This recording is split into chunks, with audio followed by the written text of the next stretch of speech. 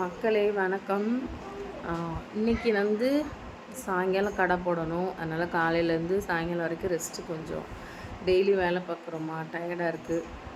நேற்று ஒரு பெரிய சம்பவம். இதை கண்டிப்பாக வந்து அதாவது இதை பற்றி பேசியே ஆகணுன்றதுக்காக தான் இந்த ஸ்பெஷல் வீடியோ. இது வந்து இந்த பணக்கார திமிர் பிடிச்ச நாய்ங்க இருக்குல்ல, நாய்ங்க. அந்த நாய்ங்க என்ன பண்ணுதுங்கன்னா, நாங்கள் ஆக்சுவலாக வந்து எங்கள் வீடும் காலவாசல் இருக்குது மதுரையில். அந்த காலவாசல் வந்து இங்கேருந்து அங்கே போகிறதுக்கு ஒரு 3/4 மணி நேரம் ஆகும். ஒரு 40-45 நிமிஷம் ஆகும் பார்த்துக்கோங்க. இங்கேருந்து டாட்டா ஏசியில் தள்ளிட்டு போகிற தள்ளுவண்டி ப்ளஸ் மீன் குழம்பு, மீன் பொரிக்க ஃபிஷ்ஷு, இட்லி மாவு, இட்லி சட்டி, அதுக்கு தேவையான தண்ணி, பாத்திரம், இதெல்லாம் நம்ம அந்த டாட்டா ஏசியில் ஏற்றிட்டு அங்கே காலவாசல் ஏற்று போகணும். சரிங்களா? ஆக்சுவலாக நான் ஒரு முட்டாளுங்க. வீட்டுக்கிட்ட இடம் இருக்குது, அங்கேயே போடணும்னு தான் சொல்லிட்டு இருந்தேன். சரி, காலவாசலில் போடுவோம், தீபாவளி நேரம் நிறைய கூட்டம் வரும், கொஞ்சம் நல்லா ஃபேமஸ் ஆகிடும்னு சொல்லிவிட்டு நான் அங்கே போய் போட்டேன் பார்த்துக்கோங்க. போடலான்னு பார்த்தா அங்கே நிறைய அந்த கடைகள் இருக்கும், ஷோரூமு, செருப்பு, வாட்சு, துணி கடைலாம் நிறையாவே இருக்கும். இப்போ நிறையா பேர் அங்கிட்டு வருவாங்க. ஸோ அது வந்து நல்ல ஒரு பிஸ்னஸ் பண்ணக்கூடிய இடம். சரிங்களா? சரின்னு சொல்லிட்டு நாங்கள் வண்டியை நிப்பாட்டி தள்ளுவண்டி இறக்கி கீழே தாங்க வச்சோம். அதாவது அந்த ஷோரூம் இருக்குது பின்னாடி, நம்ம மெயின் ரோட்டில் வைக்கிறோம். போலீஸ்காரவங்க கூட எதுவுமே சொல்லலைங்க. அந்த கடைக்காரை வந்து, ஏய் என்ன கடையெடு கடையெடு கடையெடு, என்ன வைக்கிறீங்க, அதங்கெல்லாம் கீழே வைக்கக்கூடாது. அதாவது ஒரு ஒரு மனுஷன்ட எப்படி பேசிக்காக பேசணுன்ற நாலேஜ் அறிவில்லாத நாய் கேட்டால் அந்த நாய்கிட்ட பணம் இருக்கான். இந்த பணம் கடவுள் உனக்கு கொடுத்துருக்காருன்னா நீ ஒருத்தவங்கக்கிட்ட எப்படி பிஹேவ் பண்ணணும்னு ஒன்று இருக்குல்ல. சோறு தானங்க எல்லோரும் சாப்பிட்றோம். ரொம்ப ரொம்ப கேவலமாக இருந்தாலும் நடந்துக்கிட்டான். உண்மையிலே பயங்கர டென்ஷன் பார்த்துக்கோங்க, பயங்கரமான டென்ஷனு. என்னடா இப்படி பண்ணுறாங்களே அப்படின்னு. ஒரு ஆள் இல்லைங்க, ஒவ்வொரு இடத்துலையும் அந்த மாதிரி ஒருத்தர் இருக்காங்க கடைக்காரங்க.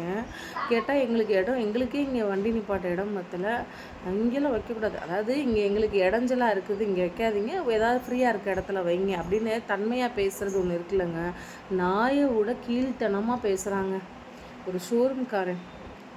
இப்படிலாம் தமிழ்நாட்டுக்குள்ளே இருந்துக்கிட்டு தமிழனுக்கே ஒரு சின்ன சின்ன ஹெல்ப்பும் ஒத்துழைப்பு கொடுக்கல அப்படின்னா, அதனால தான் வட மாநிலத்திலேருந்து வந்து ஹிந்திக்காரவங்க நிறைய கடை வச்சு பொழைச்சிட்ருக்காங்க தெரியுமா? ஒவ்வொரு இடத்துலையும் அவங்க தான் இன்றைக்கி பொழைச்சிக்கிட்டு இருக்காங்க. இப்படி இருக்கிற நாய்ங்க, பணக்கார திமிர் பிடிச்ச நாய்ங்க இருக்கிறதுனால தான் இந்த மாதிரி நம்ம அதாவது நடுத்தர மக்கள்லாம் வாழ முடிய மாட்டேங்குது. ஐயோ பாவம், கஷ்டப்படுறாங்க, பொழைச்சிட்டு போட்டு வந்து என்ன உங்களுக்கு என்றைக்கு வருதோ அன்னைக்கு தான் உங்ககிட்ட இருக்க பணம் உங்களுக்கு நிரந்தரமாக இருக்கும். கடவுள் சொல்லியிருக்கிறாரு, எங்கள் பைபிளில் அழகாக போட்டிருக்கு. ஜீசஸ் வந்து ஒரு ஏழையாக ஒருத்தனோட ரூபத்தில் வருவாராம். சரியா? நான் ஏழையாக வந்து உங்ககிட்ட கை நீட்டி சாப்பாடு கேட்டேன், நீ தரலை. நான் தரித்திரனா வந்து உங்ககிட்ட சாப்பாடு கேட்டேன், நீ தரலை. நான் வந்து நோயாளியாக வந்து உன்கிட்ட உதவி கேட்டேன், நீ எனக்கு செய்யலை.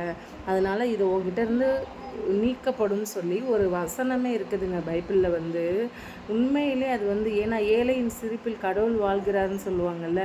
ஒரு ஏழைகிட்ட எப்படி பேசணும், இந்த மாதிரி நீ உன் பண திமிரில் பேசுகிறியே, அந்த பணத்தை கொடுத்தா இதே கடவுள் அதை உங்ககிட்ட எடுக்க ரொம்ப நேரம் ஆகாது. எல்லாருக்குமே இது தாங்க, ஒரு பணத்தை நமக்கு வசதி வாய்ப்பை கொடுக்குறாருன்னா நம்ம அதை வச்சு 4 பேருக்கு உதவியாக இருக்கணும், அதை வச்சு 4 பேருக்கு நல்லது செய்யணும். நல்லது செய்கிறோமோ செய்யலையோங்க நினைக்கணும். முதல்ல இவ்வளோ கேவலமாக, நாயிலையும் கேவலமாக நீ நாய் கூட நன்றி இருக்கும். இன்றைக்கி சோறு போட்டால் நாளைக்கு நம்மளை பார்த்து வாலாட்டும் நம்ம பின்னாடி வரும்.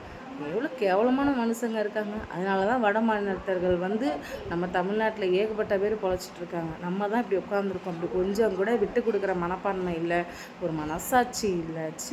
அசிங்கமாக இருக்குது. இந்த மாதிரி ஆளுங்களை பார்க்கும்போதே தயவு செய்து திருந்துங்க, இல்லைன்னா இருக்கிறது எல்லாத்தையும் கடவுள் பறிச்சிருவார். இதுதான் பனிஷ்மெண்ட் உங்களுக்குலாம் வந்து.